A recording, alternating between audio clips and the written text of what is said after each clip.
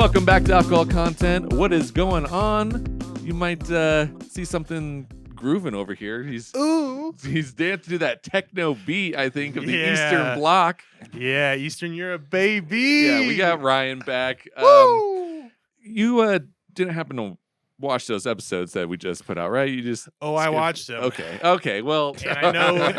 Let me just say they were lacking a little something. Yeah, they were lacking a weight. They were lacking an anchor, I'd say.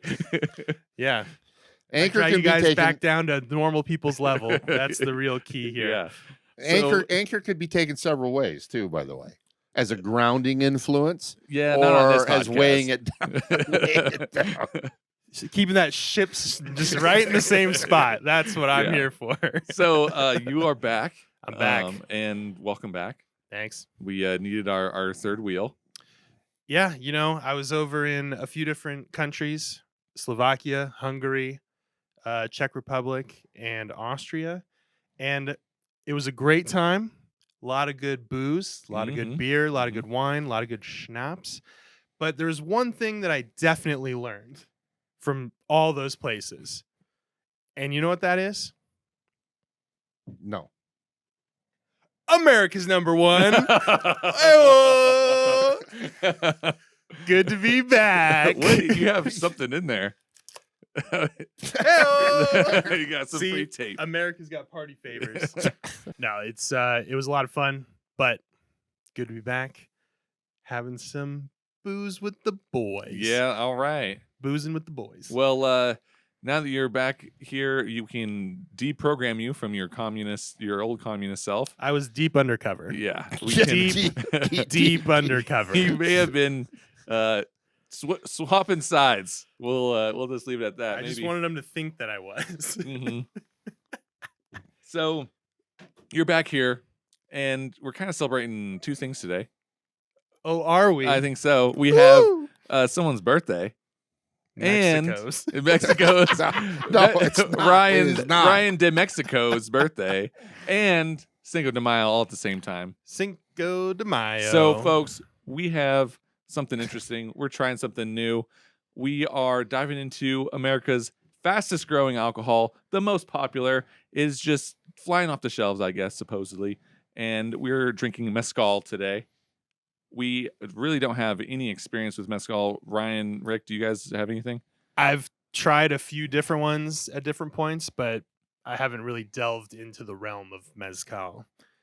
Basically, how it seems like it is this is the Isla of tequila. Yeah. It's smoky. It's got a rich flavor, and there's lots of history, and that's why I really wanted to do this episode, because it's a pretty cool history. So basically what we're doing is I went through and I tried to find some bottles that were not like the Dos Amigos or the whatever White people names. Yeah, whatever white people own them. Other than this one, which is the French people own the Del Maguey is owned by French people. But Del Maguey. I wanted to find something that is like not commercialized, that is Mezcal. And I think I found a few, and we're going up the price range. We're starting cheap-ish at $40, and then we're going all the way up to $90 with the final Del Maguey. And I think that's honestly probably it's good that we're having some $40 ones, because I think a lot of people see Mezcal on the shelves and they tend to get expensive really fast, and they're in the like $80-$90 range, a lot of them, or more, and so it kind of shy away from it. A lot of people do. Yeah. So before we get into the tasting, what's different between Mezcal and tequila? Essentially, tequila is Mezcal. That's just it. They all come from agave. Tequila is just a specific, I believe it's the blue agave plant. And then Mezcal can be made from hundreds of different agave plants. There, you can kind of, if you want to get into the nitty gritty of Mezcal, you can go down a rabbit hole, and there's so many different nuances. So blends. tequila is the square, Mezcal is the rectangle. Exactly. So Mezcal also is a legal definition from Mexico. It's like a protected tradition. So you have to be a certified mezclarino. I can't pronounce it, but mezclarino, something like that. And then you can then call your juice Mezcal if you get the badge of honor from Comercom, which is a corrupt bureaucratic entity A corrupt bureaucratic entity that runs the alcohol out of Mexico, and I guess it kind of caused some problems, but won't get into the nuances of that because I don't really know shit about it, other than people complaining. That shouldn't stop you. So let's get in this first one. This is one of the most popular mezcals that you. This is the brand, the Del Maguey. Yeah. This is what you'll find at any bar that has mezcal for the most Oh, part. is that right? Yeah. Yeah, you'll see the line of green bottles. They all look similar, but they're different labels. So But that this green is bottle- 84 proof. I'm just reading Yeah. out the bottle. So like we said, we don't know too much about mezcal, especially in the taste. So we're diving into it. The reason why I wanted to do this is I had a mixed drink that had mezcal in it, and it blew my mind. I was like, oh, I just got into scotches. This is something else that's all smoky.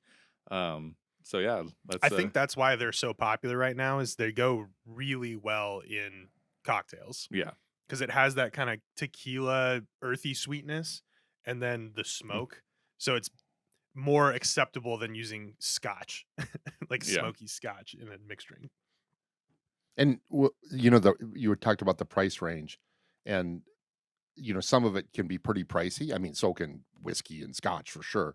But is it pricey because of sort of the small production and the sort of the rugged way they do it? I mean, the authentic way they and also roast the type of agave plant as well, because there's certain agave plants that take a really long time to grow and mature, and those are going to be your more expensive mezcals. Well, because also they're not aged or not aged very long. Yeah, As far as we do have one. The Wahaka is 3 years in American oak. That's the only one that we have that's aged. Oh, really? Interesting. So yeah, but I mean, you're absolutely right. I do know just a tad about the agave plant, and it's not like they think almost like trees. yeah, It take for the Some of them typical literally agave, are trees. it's 8 to 30 years for an agave. Now the Yeah. blue agave, I think it's a range up to 7 or 6 to 7 years. yeah. That's probably one of the reasons why tequila. That's just a faster growing agave Yeah. plant, right? And it's So the traditional agave. When you think of agave, that's the tequila plant. yeah. So let's get some smelling notes on here. What do you guys got in this first one? It's interesting. When you first smell it, you kind of get some smoke, but once you get into it, it's really just more earthy. Yeah, I get earth, Yeah, it's almost like you just went out in the garden. loamy and just, soil. oh, Yeah. let's just smell the soil. yeah. But there's something herbaceous going on there too. Definitely terroir, like the earth or whatever's going. Ooh, terroir. But well, it's a French company. French company, Yeah. French word. Do you want to explain what terroir is? It's because these agave plants, 8 to 30 years or whatever to grow. That's the cycle of all, 30 years of a season or 25 years of a season or whatever. So the soil that they're in, Yeah. the actual climate, the humidity, the diurnal temperature, changes and things like that. All that, just like with wine. What side of the hill it's on? It's not on the hill, it's in the plains. What's the soil like, gravelly versus sandy versus slaty? There, all terroir. Terroir. So I took a taste, and let me just say this: if you are a fan of Scotch, this is a totally different avenue for you to go down. This Yeah. reminds me of Scotch, of a light smoked Isla Scotch. It has less smoke, but it doesn't taste like obviously a really aged Scotch or anything with the Right. less smoke. It has that smoke flavor, but it has the olive note almost, the brininess of scotches, but with kind of like a vinegary. It's like a funkiness, and I don't know. It's hard to describe for me. I get the brine. I see what you're saying. Like it's the tequila does not. My idea of tequila, it doesn't really come through in this, which I don't really like drinking tequila too often, and so You have to get really good Yeah. tequila. But yeah, no, this has a very different. It has a hint of that kind of tequila agave taste of good tequila, but it's much more on the earthy smoked side. it takes like a hard left. It's like literally like burnt rubber, hard left. Even the burnt rubber is literally on my palate. Yeah, this is interesting. Like just sipping this, and this is $40. Like this is pretty good. This doesn't seem overly smoky to me though. Like there is smoke, but I think it's a balanced experience. it's a nice kind of subtle smokiness. Yeah. I'm getting more earth Yeah. tones in it, earthiness than Totally. smokiness. There's definitely a little smokiness, but I'm also getting there's something I can't put my finger on, herbaceous in it. Almost. Mhm. I'm not almost. I don't want to say this is going to be way out of left field. I don't mean this, but there's almost a little juniper or some type of rosemary or herbaceous note going on there for me. Maybe agave. There you go. I am going to say this. I didn't know what to expect, and this Pretty good? is definitely an experience. And this I is a like- lower end, so I'm excited to try some of the more expensive stuff. But also, the viewers at home might be wondering why we are not drinking out of our normal Glencairns.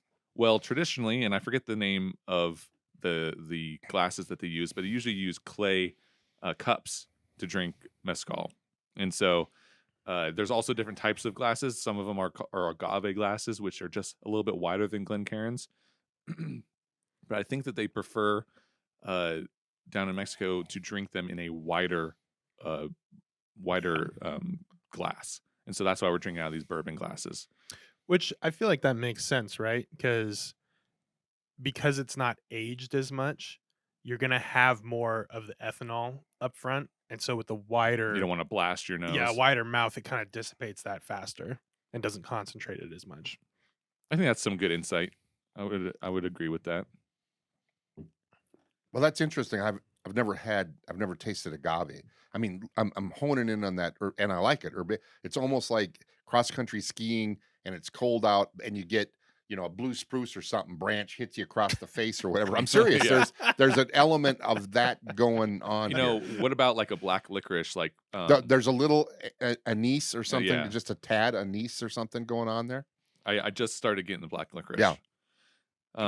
So something that's also really cool about mezcal is the way that it is produced. This is the most farm-made alcohol I think you'll probably ever get in a sold at a store, because this is made completely around horses.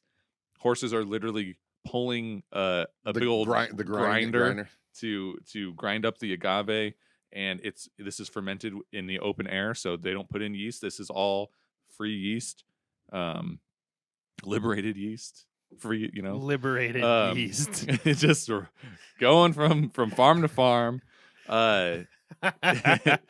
But it's really interesting, and a little bit later we can kind of go into how it's all made. But this is like village alcohol. This is coming from a village. They do not have the industrial tools that we have to create bourbon, things like that. Yeah, this is like how the Belgians originally made their beer. Yeah, which was just farmhouse ales. Yeah, saisons. It's also the stills that they use are copper, or if they want to do really traditional, they'll use clay stills. Yeah, that's weird. Yeah, that's very interesting. But while I was doing research, most of the videos I saw, they were mostly doing copper. It makes sense because there's a reason why most distillation is using copper, and that's for the chemical reaction of sulfur. But man, were you guys ready to learn so much today? I know. You're gonna learn today. I got lots of info. This one that we just poured, they use copper stills. Oh yeah. So our next one is going to be Yuu Baal. So what I really like about ball, thank you. Yeah, he's balling all right. What I really like about this is the transparency on the label. They have all the facts on. Literally, let's go through this bottle. Oh, you want to know the state? Well, the state is Oaxaca. The region is Taculula. The village is San Juan del Rio. The agave is agave anguistifolia, and it's 7 years old. The cutting was done with machete. Dope. Oh, I like this already. The cooking was a concave stone oven. The crushing was a stone mill, a tahona, which that's the stone mill that's pulled by a horse or a donkey. Mm-hmm. What's the stone made out of? Rock. And, Not transparent enough. The fermentation is natural process in pine wood vats. So, maybe the other one had some pine in it. Maybe that's what you're kind of pulling is from the vats that they ferment it in. The yeast is natural ambient, free yeast. And then the distillation is copper, and this is double distilled. So we can keep going. It's from well water. Topo Chico well water. Yeah, Topo Chico. And it gives you the roasting wood mix of holm oak, pine, and other species. Nice. It's kind of like the natural flavors. Yeah. Other species, also flavors. The other thing, so I actually met a representative from this cool. company like a few years ago, and I did a tasting with them of their stuff, of these mezcals, and they had 3 of their kind of normally priced lineup and then 3 very expensive ones. And what I really liked about it is on all the different ones, they used a different agave, and they had the picture, and on here the picture is the actual agave. That's a cool. picture of that agave for that bottle. So I was a fan of this brand a while ago. Yeah. I just forgot about them. Yeah, they seem pretty cool. And this is Joven, which is young, right? Yeah. Blanco, essentially. Okay. Yeah. Yeah. So this is 96 proof. So we definitely jumped up in proof. So this is on the nose. Oh. This is a little bit more complicated. Well, not smoky at all. Yeah. Matter of fact, I can smell some vanilla on here. Yeah. This just seems. I would say not even like vanilla beans sitting out in the sun or something. Like the dried vanilla bean. The essence. The vanilla natural flavors. But earthy, and I can kind of smell the tequila smell a little bit. I get the alcohol. I get more of a tequila sweetness. Yeah. On this. Yeah. Than on I did the on nose. The last one. Yeah. In agreement. I agree. When I first smelled it, I was like, "Man, this smells like a pork roast," and then then I lost it. So it's definitely not a pork roast. I was daydreaming there a little bit, boys. Well, I got my stomach rumbling. They put a pig under, Yeah, cover the pig along with some agaves. Yeah. Oh, roasting wood is actually roasting pig. Is what there we go. There we go. Yeah. So like you said, this is Wahaka, and I think 85%. I think this is lovely. I just tasted it. This is, I mean, it has more of a green herbaceous note to it than it does earthy and smoky. And it has a sweeter note too. And the proof is really useful on this one. Yeah, 100%. It just cuts, it brings everything 90, up. However much percent. 96. 96%. I got it right earlier. Okay, it was 96. I did the math in my head. Yeah, this is like, I almost get like it blooms like a marshmallow or something in my mouth, like the sweetness kind a of marshmallow in the microwave. Exactly. My God, it's coming out of the microwave. This is a fun one. Of the 2 that we've had, this is more of a relaxing, I'm going to have just a nice little glass of this and hang out, especially maybe kind of a warm day. Oh, this is lovely. Yeah. This one, the one we're drinking now, seems Yuu Baal. more refined to me. It seems more refined. And this is in the same price range. So the Vida of the Del Maguey is $40, and this is $45. Different experience. And this very is pre-tax, different. by the way. Pre-tax is what I'm giving you. But very different experience. And it hits like something I'm familiar with. It hits like a high-proof scotch. But it doesn't have, it feels the same to me. It's like my brain is confused because I'm expecting something else, but then I'm getting this totally different mezcal experience. Little cognitive dissonance. Yeah. So I would actually, hot take, I wouldn't put this in a cocktail. Oh, really? I would put the first one, the Del Maguey, in a cocktail because of that smoky earth. Yeah. It's unique. It works really well. If you're going to do a mezcal in a cocktail, you want the that first smoke. one. That's what I would do. This one. Sipper. I mean, on its own, yeah. Yeah. This has mixed reviews online. The yeah. a lot of It people. just shows you how nobody knows the hell they're talking it's, about, It's probably true, including us. but a lot of people think that like this is for cocktails. This isn't for sipping. Maybe if you're some crazy mezcal expert, you're like, Yuu Baal, no, thank you. Well, the only thing No would ball. be the proof on this one, cocktail was, but I agree with you that the first one's more of a cocktail, and I like them both. It really, truly, like many whiskeys, depends what mood I'm in, because Yeah. they're definitely different. Yeah. For sure. I like the smoke of the first one, but Yeah. this one is like, this one's balanced and just rides. It's rides your balanced, but experience. at the end, it just sort of hangs on and starts giving me just a tad of warmth and smoke at the Mhm. after it's all sort of gone in the mouth and the throat and stuff. Yeah. Totally different. Yeah. I see. To me, I think it's not throwing smoke over it because they want you to know how good the liquid itself is. I like it. That's Well, good. I like them both, but I like this a lot actually. Yeah. The first one just is more rustic to me, which depending on what mood I'm in, sitting around a campfire or something like that, you know what I mean? But this one just tastes more refined to me. Not saying it's better, just tastes more refined than the first one. Yeah. All right. But yeah, I'm actually extremely surprised. I was going into this episode going, Yeah. In my younger days, tequila is not I know this is different, but tequila is not my favorite. Just overdosed on it once or twice when I was young. Yeah. And so now tequila wise, if it's not pretty high Really, quality really and nice. good, I enjoy that for sipping, but I'm not somebody to have tequila drinks usually. But you're not sort of wrong with the Scotch thought going on. So our next one's going to be interesting. And for our listeners who are not watching, this bottle has something inside of it, and we will show it to the people. I'll bring it up to the camera here. I'm sure you guys can see that little guy squirming around in there. He's actually not alive, but there's a worm in this bottle. I don't know why, but they put a worm in the bottle to get nice and fermenty. And I guess it does add a flavor. So we're gonna find out. Do they even label the worm? Don't they? The type of worm? Maybe. Do they? Maybe I'm wrong. I got worms. While you're looking at that, I actually kind of wanted to go over, what is the process of doing mezcal, and it's actually really brutal and back-breaking work.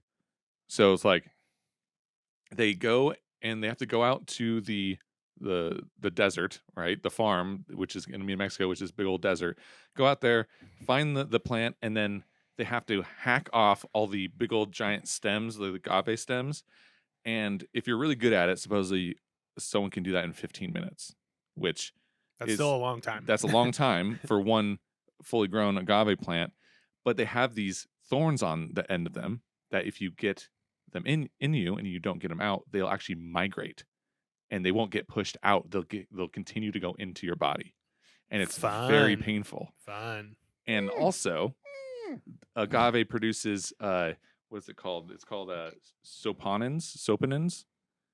And if you are light of skin, it will burn you and create pimples all over you. Gringos are not. They're not treated well by the agave. So it's actually kind of interesting where most of the farmers, it doesn't affect them as much, but it does produce a chemical that is not friendly to skin. So basically, you got to be an expert. So if you're hacking off agave parts, have some aloe next to you. Yeah. There you go. Make sure not to grab the agave.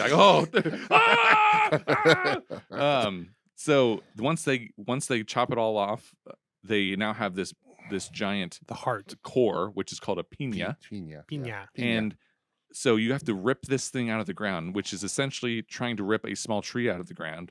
And it takes them quite a while. They have to hack it with an axe, get it going. And once they do that, they then, depending on how big it is, they'll chop it in half, carry it. They're literally out in the farms. So they don't have trucks or anything. They all carry it to a giant pit that they've dug in the ground.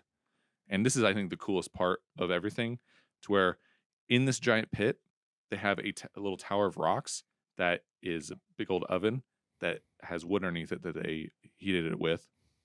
gets up to 2,000 degrees. Fun. Yeah, and then so to kind of protect them and to protect the agave, they take used agave scraps and they create insulation over all of the really hot rocks and they moisten all that stuff just to kind of get it all compact. Insulate it. And then they take all those giant agave hearts, the piñas, and then they start organizing them in a certain way, and they need to do it like perfectly.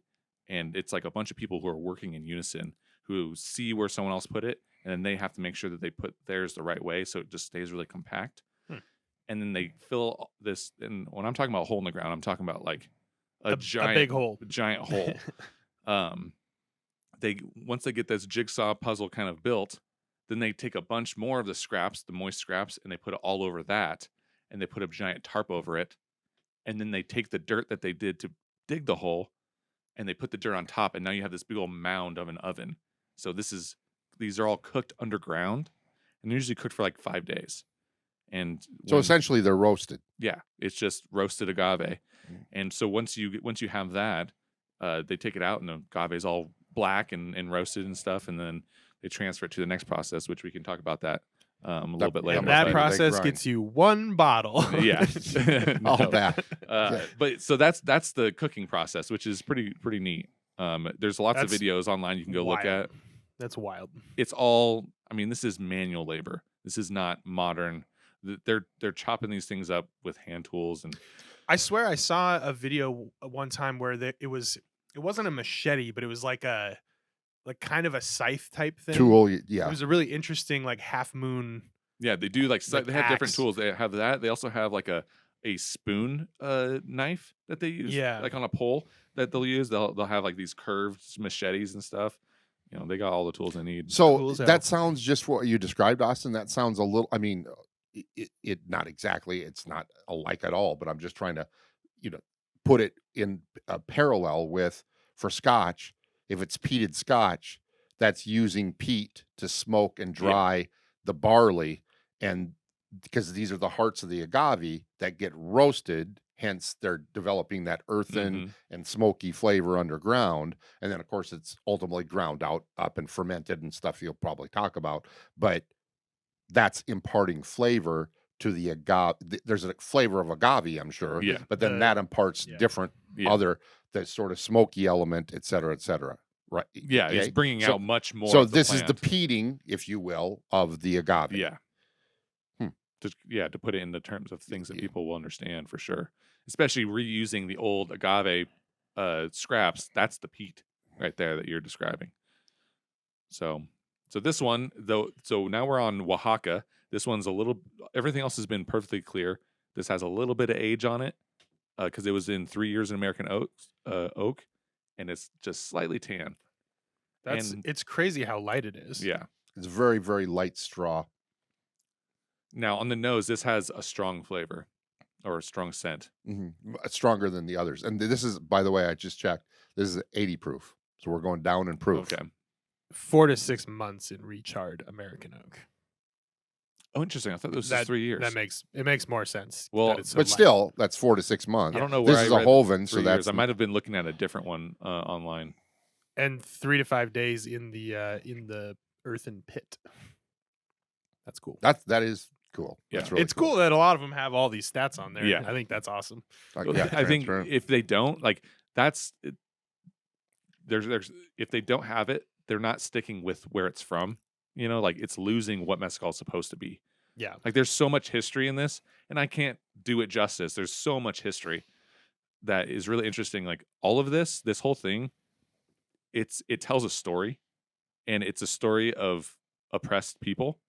Like it goes from the conquistadors, the Spanish, coming in, outlawing the elixir of the gods, which is what mezcal is kind of. It's like there's a story of lightning hitting agave plant, and then they found a mezcal. Roasted agave. Yeah. And so this drink was a traditional ancestor drink of the Aztecs, and then also it's just kind of what poor people drank as well. It was just a cheap way to get drunk, and they outlawed it. That's what's up. They outlawed it because they thought that it would stop them from being drunkards or things like that, and then they started doing it clandestinely, which because there was Good farms that were in the middle of nowhere in the desert that still made it. So the tradition never stopped. And now it's finally come back, and it's huge. And now boom. it's in super hipster bars. Exactly. And but what's cool is there is a trace of tradition, and you're actually able to find the story and learn about it. It's really cool. So no, it's definitely cool. Yeah, for sure. So what notes you got on that Wahaka? This one smells the sweetest. I to think me. also the funkiest. This one almost smells like Bragg's apple cider vinegar. Oh, interesting. See, I was gonna say this smells the most tequila-like to me, Man, yeah, I'm getting like a but also it's got the barrel vinegary. influence. So. Yeah. Yes, this I'm getting. I am getting wood or some barrel. I'm getting the least amount of terroir. I mean, like just smoke and roasted on the nose. I haven't tasted Agreed. it yet. Yeah, it's called this is called Oaxaca, and they spelled Oaxaca phonetically here. Yeah.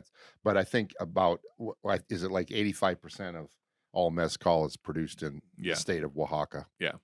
And I think like 75% of tequila is produced in Jalisco.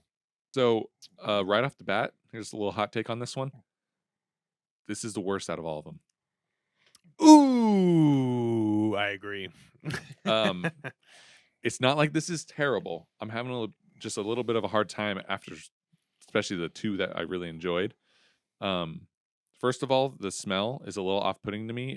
I do get like a vinegary smell, and I feel like the worm is definitely influencing the flavor of this. Oh, you think so? Like This one's only 80 proof. it by the way. almost tastes like dusty and kind of earthy. It's interesting, and the oak is definitely there too. It is. There's wood there, yeah. To me, this smells and tastes the most like mid-range tequila. With just a little bit of oaky smokiness. Yeah, I mean, probably like a Okay. Reposado tequila. Well, and this Yeah. is a Reposado. Nailed it. But for being a mezcal, I want more character. This is lacking in character compared to the other two that we've So this tried. is the closest to tequila that we've had so far. in a boring way. Yeah. Yeah. Interesting. Yeah, because to me there's a sweetness.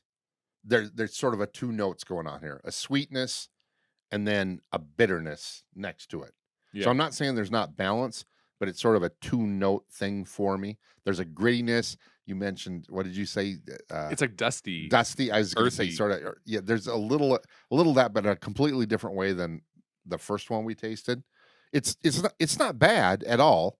It's just for me a little two note simple. That could be I have no experience with mezcal. That could be that you know how sometimes you have an 80 proof bourbon and then you have that same mash bill in the bourbon and it's 120 proof and it's like, whoa, the flavors came alive. And I'm probably my gringo-ness is coming out where that worm, it's kind of throwing me off.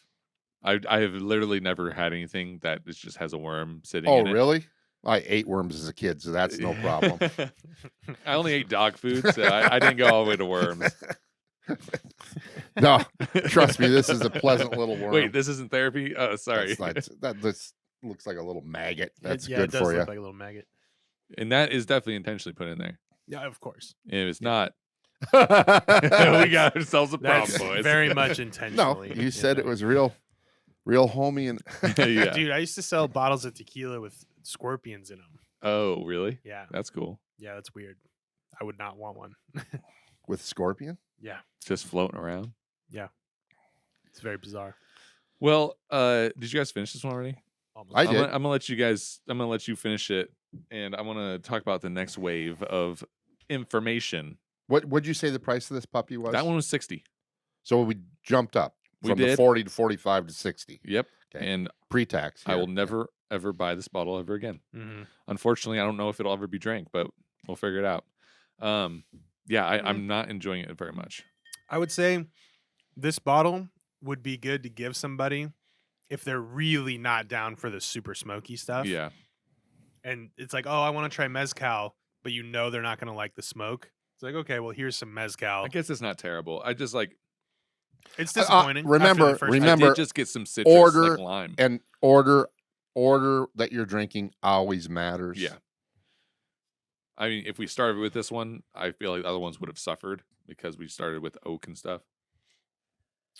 Or they would have shined more. Yeah. Yeah. So we talked about the harvesting and the cooking. Now, what is really interesting about this type of alcohol is how it's crushed and getting ready to be fermented. So after it's all done cooking, which it cooks for 5 days, then they take the agave hearts, the piñas, take them to a grinder, and here's even more manual labor. They have to hack up these freaking piñas with axes to get them into small pieces. And then they throw them onto this big platform that's like a rock platform, and they have a giant stone grinder that is pulled by a horse that they just follow the horse and they just slap it, and it just runs around in this big old giant wheel, like a caveman wheel kind of thing, just rolls and crushes it into little fibers. And then they scoop that in some buckets, and they take the buckets and they go into the giant pine casks, and that's what they ferment it in, this big old wooden cask. That's interesting. Yeah, that's cool. And so they get that in there, they kind of cover it up, and it ferments for 1 to 2 weeks, depending on temperature, things like that. But the fun thing is, how do they tell if it's... But it's open air fermentation. Yeah. Right. So how do they tell if it's done? Well, is it, you can hear it. Is it bubbling? And also, they take this reed and they like scoop it in and they taste it. And I guess if it tastes like a dark beer, that it has lots of alcohol in it, it's ready to go. That makes sense. Yeah. Yeah. That's Modelo. Cool. So Modelo. Yeah, Modelo Negra. It tastes like Negro Modelo. And so they take that, and this is the Del Maguey, right? Yeah, this is the... And we're up to 96 proof. Yeah. I haven't even smelled it yet. So they take that, and once it's done fermenting, then they distill it. And, it's either in clay pots or copper pots. Stills. Yeah. They're basically big pots. Okay, guys? Yeah. And, yeah, so that's kind of how mezcal is made. The more you know. That's how the milk's made. Cool. Is that what it's called? Yes. I think that's what the saying is. That's how the milk's made, boys. I've had a lot of fun doing some research on it. It's all really interesting, especially because you can find YouTube videos of like certain distilleries where it's just some old guy who sells his mezcal because he doesn't have a brand because he can't afford it. He sells his mezcal in plastic bottles to a rebottler. And so it's like he just gives it to him in plastic bottles. That's pretty funny. Hilarious. Well, I can tell you right now, the nose on this last one, which is also a Del Maguey. Yeah. But a single village mezcal. Oh, boy. Yeah. So, which this one's what? Chichicapa? Chichicapa. So what's really cool about mezcal is there's so many different things, but what's nice is this green bottle, Del Maguey. This is the brand. Yes. This is considered top tier, not like your most expensive where they put out expensive stuff, but this is what you're going to be guaranteed something that's good. And their stuff ranges from $40 to $300 to probably more. But once you get past their Vida, which we tried originally, now each bottle is an expression of an individual village. And which is very cool. Yeah. So they just represent a village and their mezcal and their individual tastes. So they go the individual village route, whereas the Yuu Baal goes just different agave plant route. Well, which is pretty cool. And so this could be different agave plant. Also, it's almost like you being in Europe, right? Where how each town's got their own wine and their own beer, right? Oh, I mean, yeah, depending where you are. Yeah. Each establishment has their own beer. Well, this nose Yeah. is over the I over mean, the I'm over the getting top. like candy the top. notes. This is the most fun. Yeah. Oh, this aroma. is. Are you kidding me? That's super interesting. Sweetness there, Not a ton of smoke. No, not on the nose. but more smoke than the last one, even maybe the last two. Yeah. But it's got Something I'm trying to pin down. it's complex. There's a Yeah. lot going on in here. I'm almost getting like an almond note. Interesting. I mean, among other things, there's lots of notes going on. I feel like there's A sweet coconut note. almond. Yeah. Yeah, almost a coconut, maybe. Yeah.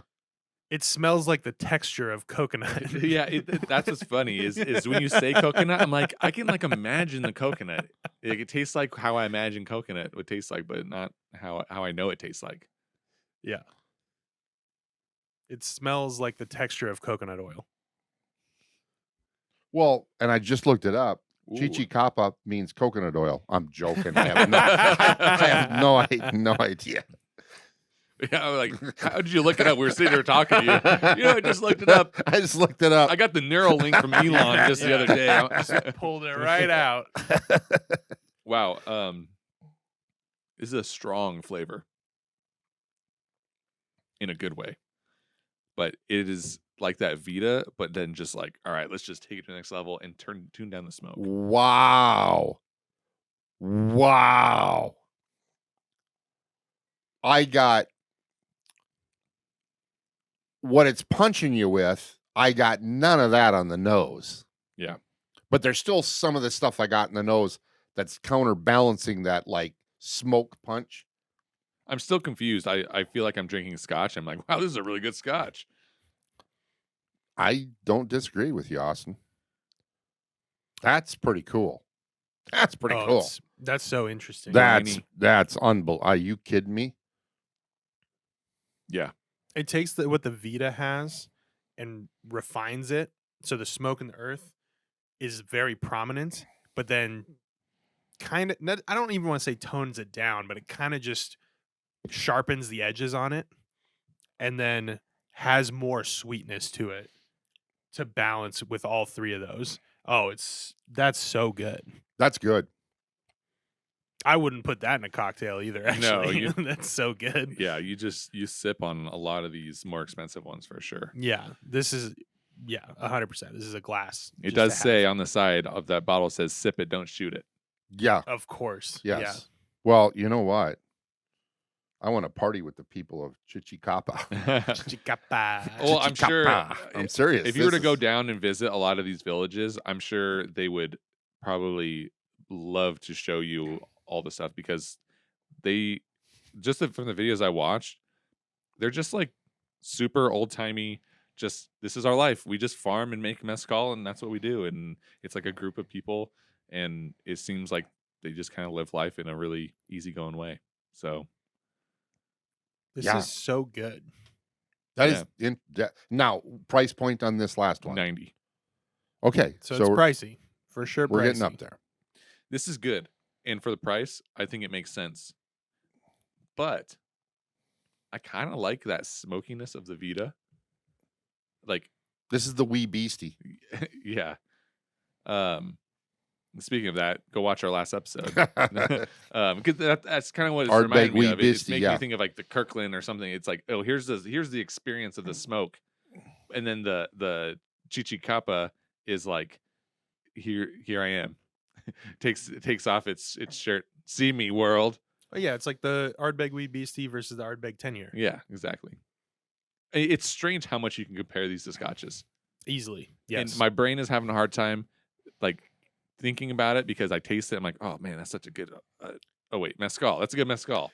What I find really interesting is, like with Scotch, a lot of that sweetness is coming from the barrel and from the age, whereas this is not aged or aged very little, so that sweetness is just from the agave. Yeah, which is insane. It's so cool because they're doing such a good job of balancing that smoke and the sweetness and the earth without any sort of, oh, we're gonna figure it out over 12 years. Like then we get to taste it as we go and make sure it's good.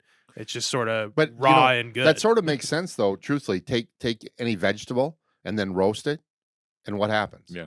The sugars come out of it, Yeah. and it's a Mhm. roasted carrot, roasted onion. It's all the Yeah. sugars come out of it. What I like about mezcal and about its like roots Mm. is it's Chichicapa. not as precise. There are some that like they're made not in the traditional way, things like that, and they're made in steel pot. They distill in steel stills because it helps them get exactly what they need to fit the perfect description of what a mezcal Scientific. is. Yeah. But like when you watch a video on someone going on a farm and figure out, oh, is this done or not? They're literally like, taste it. Yep, it's done. Or no bubbles, good to go. Let's send it. And there's something that I wish I could experience, and you can if you do it at home and things like that. But like because of America, the FDA and everything, we're very like clean, clean, clean. You can't have anything outside because that's bad. I don't want to get sick, bacteria. But like alcohol is like the most human thing, and it's been made out in the middle of nowhere with bugs flying around it and bad water, Wild yeasts. Natural wild yeast, free and yeast. sure, I'm sure lots of people got sick, sometimes, but I mean, across the planet, alcohol was invented yeah, because the water sucked. Like that's always what it is. yeah. Well, and I've got sick on plenty of alcohol Yeah. that was pristinely made. I just think That's true too. Yeah, that's true. I just think that there's a character that comes from mezcal in particular, and maybe it comes from tequila too, and maybe it's just because of Mexico, and it brings the spirit of Mexico. And when you learn about the history, it's just a little bit younger, it feels like, than a lot of like the Irish or the Scotch or bourbon. Bourbon's obviously pretty young, but it is a very American thing. So Well, this is young as far as being popular. yeah, it's but ancient. it's super old as far as what's been done. Yeah. Which is very cool. Yeah, no, I mean you kind of embody mezcal. You hipsters, you Yeah. hipster, you. Che Guevara Yeah. over there. You know what's again pretty novice at this with the mezcal. At drinking too, yeah. Think this through though. Think of the flavors you're getting off of this, and this is aged Yeah. almost not at all. So that flavor is truly coming from the agave, the raw, roasting, yeah. and the whole process. Yeah. Not Yeah. not the wood It's necessarily in the 10, 20 years or 10 years. That's impressive Mhm. because this tastes to me, if I was blindfolded, this could be a scotch I mean, maybe not exactly, but it could be like, ooh, that's an interesting, maybe that's not Isla, maybe that's the Mhm. Isla Sky or something like that. If I was blindfolded, but yet it's not sitting around for 12, 15 years in a barrel. That's incredible, really. Yeah. Lots of character. Yeah. So what do you guys, I mean, this is pretty enjoyable, right? I can see why this is popular, especially for Yes. cocktails, the smokiness, things like that. So it's interesting that it's the most popular or becoming the most popular. Fastest growing. Fastest growing. There we Yeah. go. Fastest growing Yeah. alcohol in the United States. Like United States is now the largest consumer of mezcal, even compared to Mexico. So Interesting. that tells you a little something. But there you go, folks. Something that I wanted to Cinco de Mayo. Cinco de Mayo. Well, Celebrate this Cinco de Mayo with. wasn't good. Now I'm going to sort of go. I mean, I think we're sort of thumbs up pretty much on mezcal in this experience. But as far as the bottles, which one would lead you? This, I mean, the Del Maguey Chichicapa. Chichicapa. That is definitely the best out of the lineup. Yes, it is. Okay, I would agree. $90. Yes. Now let's take that off the deal. Best of the 40, 45, and 60. Yeah, the Yuu Baal. Interesting. What I like the Vida, and I'm gonna go for that smoke more often. But the Yuu Baal I felt like was better made. That's cool.